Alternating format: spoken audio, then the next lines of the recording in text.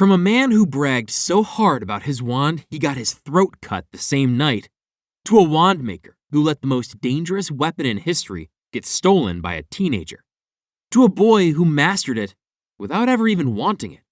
This is all 14 masters of the Elder Wand explained. And look, some of these masters were terrifying. Some were legendary, and some of them lost the most powerful wand ever created in ways so embarrassing you'll genuinely wonder how they ever passed their owls. Master 1, Death. Yes, we're starting here, because before Antioch Peverell, before the Death Stick, before any of the carnage, there was Death himself. And depending on who you ask, the Elder Wand's first and only true master was never a wizard at all. The legend, and it is a legend, which matters, we'll come back to that, says that sometime around 1214 AD, 3 brothers crossed a river they were never supposed to cross. Death, furious that 3 mortals had outsmarted him, played nice and offered each brother a gift. The eldest asked for a wand more powerful than any in existence. Death supposedly fashioned one from an elder tree branch right there on the spot. Now here's where it gets controversial. Some scholars of wand lore, yes, that's a real job, incredible, argue that Death was never truly mastered by anyone, that the wand's entire history is just Death slowly, patiently collecting what was always his. Every master dies for the wand, every single one, which, when you map out the next 13 entries, starts to feel less like a coincidence and more like a plan. So, is Death master number 1? Or is Death the owner of a wand that was never truly given away? Genuinely disputed, we're counting it. Master number 2, Antioch Peverell, the eldest brother, the one who asked for a weapon that could defeat anyone. Death handed it over, probably already knowing exactly how this was going to end. Antioch walked into the nearest village and immediately did the least surprising thing possible. He challenged an old enemy, killed him, and then started telling everyone within earshot about his incredible new wand. In public. To strangers. Yeah, I've got the most powerful weapon in history. Totally unbeatable. Love to talk about it. That night, while he slept, someone slit his throat and stole it. He reigned as master for 1 evening. Possibly less. The wand passes to an unnamed thief. And so the curse begins. Master number 3, the Unnamed Thief. We don't know who this person is. We know they were smart enough to wait until Antioch was asleep. We know they murdered him. We know they took the wand. And then history just swallows them. No name, no deeds, no record of how they lost it. Just a gap in the timeline where someone briefly held the most dangerous object in wizarding history and apparently did nothing notable with it. Which, honestly, might be the wisest use of the Elder Wand in its entire 800-year history. Do nothing. Tell no one. And yet, they still lost it, because the wand always moves on. Master number 4, Emeric the Evil. Now we're cooking. Emeric the Evil. And when your actual historical title is The Evil, you've really committed to a brand, was a medieval dark wizard who terrorized the south of Britain sometime in the early Middle Ages. He is described in wizarding history as one of the most vicious and terrifying dark wizards before Voldemort. Which is saying something given the competition. Historical accounts suggest he obtained the wand through violence. Emeric carved a short but extremely bloody path through anyone who got in his way. He is recorded as having used the wand to devastating effect in multiple confrontations, and his reign was defined entirely by fear and force. And then he was defeated. The details are murky, but the result isn't. Emeric the Evil died, and the wand moved to the man who beat him. Short reign, enormous body count, 0 paperwork. Classic dark wizard energy. Master number 5. Egbert the Egregious. Egbert defeated Emeric. That's generally impressive. Emeric the Evil was no amateur, and walking away from that confrontation with the Elder Wand means Egbert was either extraordinarily skilled or extraordinarily lucky. History doesn't tell us much else about Egbert. He had the wand, he used it, he presumably did egregious things. The name suggests he leaned in, and then someone took it from him. Another brief chapter, another name on the list. The wand doesn't care about your reputation. It only cares who wins. Master number 6, Godelot. Now here is where it gets genuinely interesting. Godelot was a dark wizard, and, this is the detail that matters, a scholar. Specifically, he used the Elder Wand not just as a weapon, but as a collaborator. He credited the wand itself with helping him compose Magic Most Evil, one of the darkest and most dangerous texts in wizarding history. He literally wrote in his notes that he could not have produced the work without, quote, my most wicked and subtle friend, end quote. He was talking about the wand. He thought the wand was communicating with him, which is either a brilliant insight into wand lore or a sign that holding the most powerful object in history for too long does something to your brain. Possibly both. Here's the thing. Godelot was eventually imprisoned, not by a rival dark wizard, not by the ministry or by some heroic duel, but by his own son. Hereward locked his father in the cellar of their own home and left him to die there. The Elder Wand's most academic master died in a cellar. His son took the wand and walked upstairs. Honestly, one of the most brutal transitions in the entire lineage. Master number 7, Hereward, Godelot's son, locked his own father in a cellar and took the most powerful wand in existence as a souvenir. We know almost nothing about what Hereward did with the wand after that. No great deeds recorded, no infamous acts. Just a man who committed an act of extraordinary coldness, walked away with an extraordinary weapon, and then faded from history entirely. Master number 8, Barnabas Deverill. Barnabas Deverill used the Elder Wand to forge what the records call a fearsome reputation. That's the language wizarding historians use when they mean, this person was terrifying and we'd rather not go into specifics. He held the wand long enough to build that reputation into something real, which puts him above most masters on this list in terms of tenure. But reputation, no matter how fearsome, is not the same as invincibility. And Barnabas Deverill eventually met someone who wanted what he had. That someone had a name that suited the job perfectly.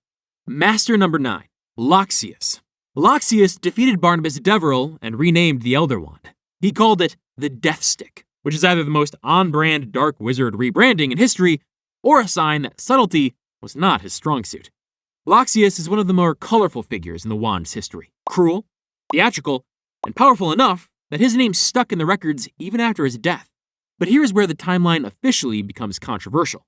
When Loxias died, and he did die, violently, because of course he did, multiple people came forward claiming to have been the one who killed him. Multiple. At least 2 wizards named Arcus and Livius both claimed the kill, but there were others. The historical record is genuinely disputed, which raises a real question. Does the wand's allegiance transfer based on the actual kill or the perceived kill? Does the wand decide? Does it matter who struck the final blow or who walked away with it? Wand lore scholars have argued about this for centuries, with zero consensus. The lineage passes to either Arcus or Livius, and nobody actually knows which one. That uncertainty matters because it means there's a genuine break in the chain, a moment where the wand's true master is genuinely unknown. Master number 10, Arcus, or Livius. No, I mean Arcus. No, Livius. It. So we don't know who the real owner was. Garrick Ollivander himself acknowledged this gap. The man who understood wand lore better than almost anyone alive said the record here was more uncertain than how many butterbeers it actually takes for Hagrid to have a Hagrid hangover. And that matters because if the allegiance chain broke at Loxias, if the wrong person won, quote-unquote, then every subsequent master's claim is built on a foundation that might not be solid, including Grindelwald's, including Dumbledore's. We'll move forward assuming the chain held, but keep that question in the back of your mind. Master number 11, Mykew Gregorovitch. Jump forward several centuries. The Elder Wand ends up in the hands of Mykew Gregorovitch, renowned Eastern European wand maker, rival to Ollivander, genuinely a brilliant craftsman. Gregorovitch studied the wand. He boasted about having it, told people he was analyzing its properties, essentially advertised to the entire wizarding world that he was in possession of the most powerful wand ever created, which, as Antioch Peverell could have told him from personal experience, is a catastrophically bad idea. A young Gellert Grindelwald, teenager, already brilliant, already terrifying, broke into Gregorovitch's workshop, stunned him, and stole the Elder Wand before Gregorovitch even knew what was happening. He didn't duel him. He didn't challenge him. He just waited until the timing was right and took it. Gregorovitch's tenure as master, years of study, one bad night, wand go bye-bye. He spent the rest of his life never speaking of it publicly, presumably because I had the most powerful wand in history and a teenager nicked it while I was unconscious is not a great story for business. Master number 12, Gellert Grindelwald. And here is where the Elder Wand finally meets a master worthy of its reputation. Or terrifying enough anyway. Grindelwald stole the wand sometime around 1899. and spent the next 4 decades using it to build the most dangerous dark wizard empire the world had seen since Salazar Slytherin. He conquered, he terrorized, and the wand performed exactly as advertised. He was genuinely unbeatable in open combat. Multiple wizards tried, all of them failed. Here's the thing people get wrong about Grindelwald. He wasn't just a brute. He was ideologically committed. He believed in wizarding supremacy, yes, but he also believed in a cause. And he wielded the Elder Wand not just as a weapon, but as a symbol. The Death Stick, and I'm still referring to the wand here, not what the ladies call my... never mind, is the most powerful wand in history, in the hands of the man who was going to remake the world. For 46 years, it worked. And then, in 1945, one person finally beat him. Master number 13, Albus Dumbledore. 1945, Albus Dumbledore defeated Gellert Grindelwald in what is widely considered the greatest wizarding duel in history. And he did it with the Elder Wand pointed at him. Let that sit for a second. The most powerful wand ever made in the hands of a man who had used it for 46 years, and Dumbledore beat him anyway, which says something either about Dumbledore's extraordinary skill or about the fact that Grindelwald, deep down, may not have wanted to win. Their history, the friendship, the summer of 1899, the vision of a shared future, the tragedy of Ariana Dumbledore's death is one of the most painful threads in the entire wizarding world, and it shadows everything about this duel. Dumbledore didn't want to fight him for decades. When he finally did, he won. Then, he locked Grindelwald in Nurmengard, the prison Grindelwald himself had built for his enemies. The Elder Wand now belonged to Dumbledore, and Dumbledore spent the next 52 years as its master, longer than almost anyone in the wand's entire history, while quietly becoming one of the most powerful wizards who ever lived. Here's where it gets complicated. Dumbledore knew about the Deathly Hallows. He knew what the Elder Wand was, and toward the end of his life, he made a plan. Die undefeated. Let the wand's allegiance die with him. Let it end. He arranged with Severus Snape to be killed, a mercy killing for a man already dying, so that the wand's power would pass to no one. Almost worked. Almost. Master number 14, Draco and Harry Potter. Draco Malfoy disarmed Dumbledore on the Astronomy Tower in June of 1997.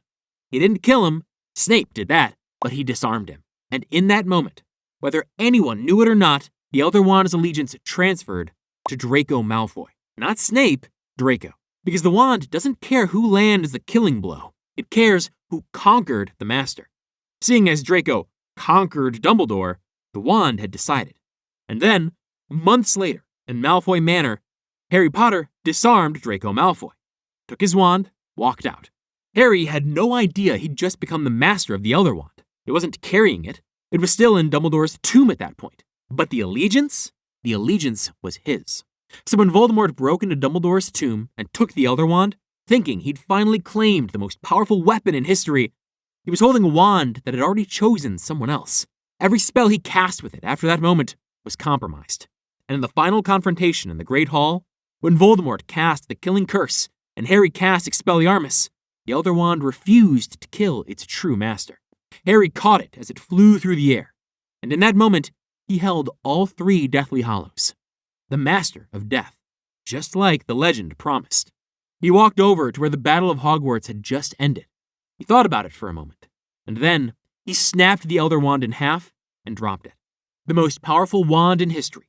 800 years, 14 masters, countless deaths, and the person who finally, genuinely mastered it, the first person in its entire history to hold all 3 Hallows, decided he didn't want it. He buried the pieces. He went back to using his original wand. He moved on. Every master before him died for the Elder Wand. Harry Potter is the only one in 800 years who chose to let it die first. The boy who lived. And finally, the wand that didn't. And if you want to go even deeper into the wizarding bloodlines, who survived the war, who didn't, which families died out, and which ones rebuilt, check this video right here. Every Harry Potter family tree ever, before and after the war. Because some of those families, the story doesn't end where you think it does. Trust me, it only gets darker.